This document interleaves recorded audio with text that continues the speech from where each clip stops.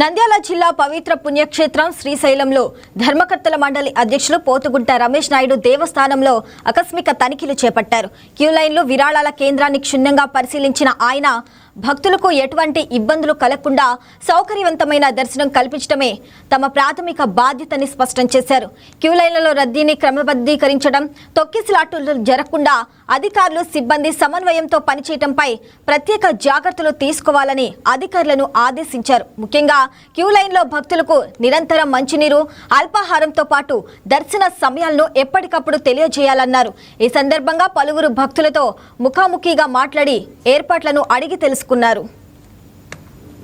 శ్రీశైల క్షేత్రంలో ఇటీవల కొన్ని మాధ్యమాల్లో వివిధ రకాల వార్తల నేపథ్యంలో ఆకస్మిక తనిఖీలు కళ్యాణకట్ట అయితేనేమి, లడ్డు ప్రసాదం కౌంటర్లు అయితేనేమి, అలాగే క్యూ లైన్ దర్శనం, స్పర్శ దర్శనము 300 రూపాయలు, 150 రూపాయలు, 500 రూపాయల యొక్క దర్శనపు క్యూ లైన్లు, వీటన్నిటిని కూడా ఆకస్మికంగా తనిఖీ చేసి ఒక్కొక్క డిపార్ట్మెంట్ తనిఖీ చేసినప్పుడు 3 గంటల సమయం పైన క్షుణ్ణంగా పరిశీలించి, రికార్డ్స్ పరిశీలించి, ఎక్కడ ఏ సమస్య ఉంది, భక్తుల పట్ల అధికారులు తీసుకోవాల్సిన చర్యలు లేదా చర్యలు అనేదానికన్నా వారి పట్ల మర్యాదగా ఎలా వ్యవహరించాలి, ఆ భక్తుడు చాలా సంతృప్తికరంగా స్వామి అమ్మవారిని దర్శనం చేసుకుని పోయే విధంగా ఉండే విధంగా సూచనలు, సలహాలు అధికారులకు ఇవ్వడం జరిగింది.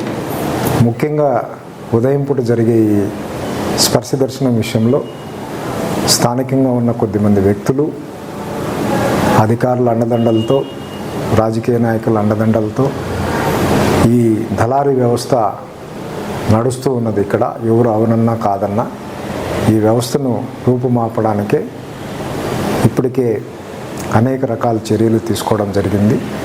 గత ప్రభుత్వంతో పోలిస్తే ఈ ప్రభుత్వం వచ్చిన తర్వాత ఉచిత దర్శనం, ఉచితంగా విఐపి ప్రోటోకాల్లో పోయే వారి సంఖ్య చాలా వరకు తగ్గింది. ఉన్న ఆ కొద్ది వ్యవస్థను కూడా తగ్గించడానికి ఈ ఆకస్మిక తనిఖీలో నిన్న భాగంగా కొద్దిమంది వ్యక్తులను గుర్తించి పంపించడం జరిగింది. కొద్దిమంది వ్యక్తులు ఉన్నతాధికారులు మిగతా వాళ్ళ సిఫారసు పేరు మీద చెప్పి దర్శనం చేసుకోవడం జరిగింది.